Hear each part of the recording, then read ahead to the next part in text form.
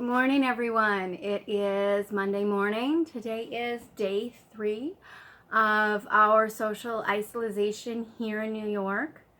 Well, it's a really bright, sunny day. I had to angle the camera a little bit different because the sun over here is incredibly bright.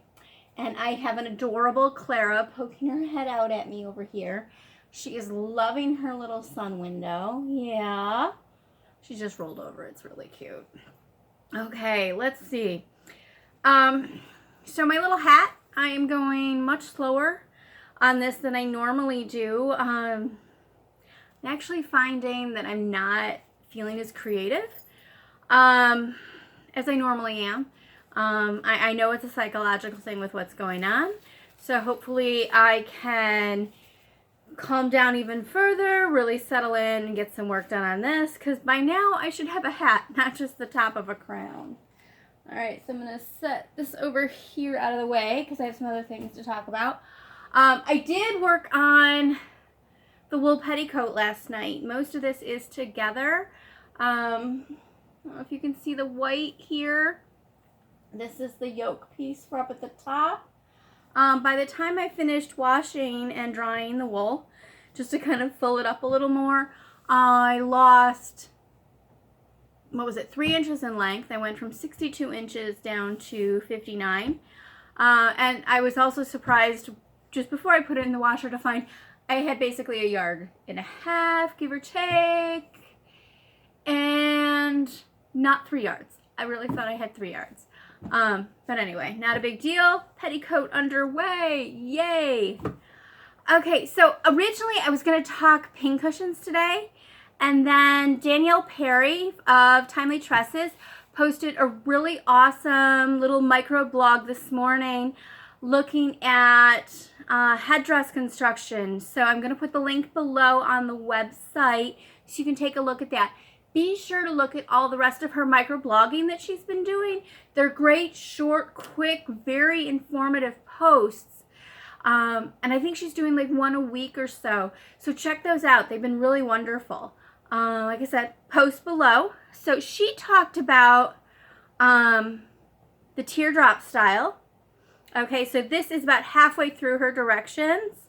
The next part would be to cover this with a little bit of batting, if you chose to do so, or the velvet according to her directions. So I wanted to give you a chance to see some materials. So this is millinery wire. It is covered wire. Okay, this is buckram. This is bias buckram.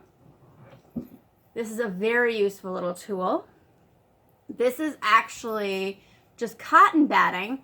I have a favorite brand over at my favorite quilt shop, and of course I can't tell you what the name of it is because I know just where it is on the shelf and which one it is there, but I don't know the name.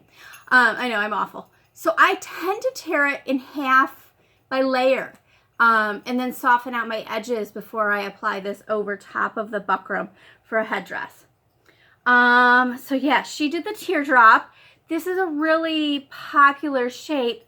You can build a wider version of this off of that. This is a little teardrop. This is covered in velvet and beaded. You can do layers of ribbons off of this.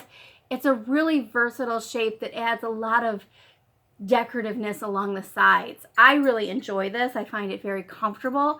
And then when you have it up on your head, you really just need a couple pins on each side and it stays put. I'll even angle it depending on the style and era you're looking at. Okay, so going up from there, let's take a look. This is not quite a teardrop, it's more of a leaf, and it's set on a full bandeau.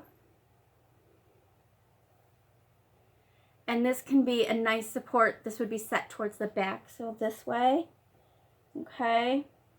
And all your decorations could be built off of these buckram areas. And then this buckram would be covered with velvet ribbon or silk. Let's see. Okay, this is just a very simple band. Okay, this might be a base for a hairnet. Notice when I'm saying hairnet, This is an actual buckram wire base. This just isn't a plastic headband, okay? This has some nice flex to it. It gives you an area to sew to. So this is a really great option. This is horribly sewn in black thread while I was at the workshop. I think this is now 2 or 3 years ago. I can't even remember. When I say workshop, I mean at the Domestic Skills Symposium at the Genesee Country Museum. Why does that say 50 minutes? Oh, I wonder if I'm like running out of space. Uh-oh. But this one, it's kind of hard with the ponytail. Would sit towards the back of the head. This is the one that has that ruffle of lace falling off of it. I think it's at the MFA. So this is a very versatile shape. And then of course you can have just a simple circle for a bandeau. Okay, so this is wire covered in buckram underneath layers of velvet ribbon. This is proof to be very careful on how you store your headdresses. I put these away after the event last July and then did not properly get them back out. I know how to do this the right way. I was bad and did not, so I get crushings and things like that. So maybe I'll do a video on how to do this the right way. I have to remember to do that. Okay, so that was that. Thank you, Danielle, for the post that you did this morning. Coming this week. Okay, so finished a few hats. I'm going to do a Patreon account. Kristen's been trying to talk me into doing this for about 2 years now. Sorry, my shoulders are like completely sloppy. I'm like a little out of sorts this morning. So yeah, decided to do a Patreon account. I will get that together this week and launch that. It'll be after I do my sales taxes. I don't know why sales taxes stress me out even more than income taxes, but they do. So sales taxes this week, Patreon account this week, income tax appointment this week. That's the one time I'm allowing myself out of the apartment because it has to get done. Yeah, that's excitement, isn't it? So questions. Someone asked me, do I have a special collection? Special, I don't know, but I do have a couple collections. My first initial collection was Paisley shawls. Goodness, when was my first one? The first one I got was the one that Mom found at a yard sale for me. She thought it would make a nice cloth to go over my basket at the museum. And I'm looking at it, I'm like, I don't think that's a cloth. So that's actually what spurred all of my shawl research. So I do have a shawl collection. I discovered that shawls are big. Shawls take up a lot of space. You need to care for them. You need archival boxes. So then I was like, okay, let's go smaller. Ribbons. Ribbons are lovely. They are petite. They are tiny. They roll up nice and condensed. Lots of them fit in a box. So I have a ribbon collection as well as a shawl collection. And as many of you know, I also have the winter hood collection. My winter hood collection is domestically made sewn hoods. So no knitted, no crochet, all sewn, and it spans the full width of the 19th century. I'm a little thin at the very beginning, and of course there's plenty to be had at the end, but it's been nice to put together a full timeline and really see how some of the construction has evolved. I'm developing some theories there on the tendencies of how they evolved.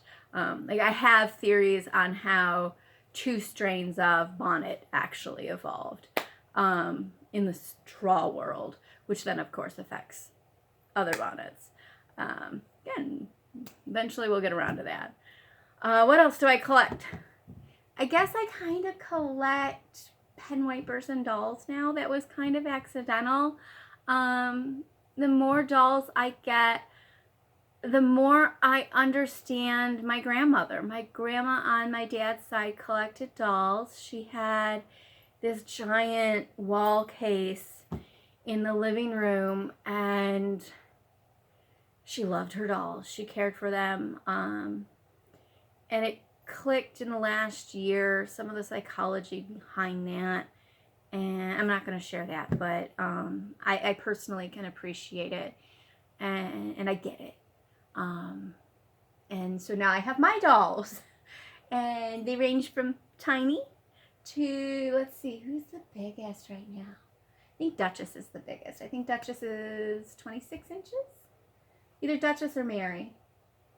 I think they're like 26, 28 inches. It's hard to decide if I like the really big dolls or the little tiny dolls. I like to rescue dolls. If an artist has gotten out of doing things, I like unique dolls. So that's like Bonnie's face. Bonnie's was hand painted by an artist. And then Violet is another one. I got Violet's face head directly from an artist who had retired, and I bought it off of eBay really cheap. I kind of felt bad how cheap it was. And then I had a little bit of correspondence with the seller, who turned out to be the maker, and she was so excited to find out her little doll was going to be a little museum display doll. So that was nice. I guess that's it for today. I'm going to try to just do the one post.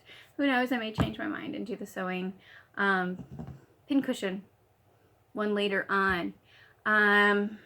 So add questions at the bottom.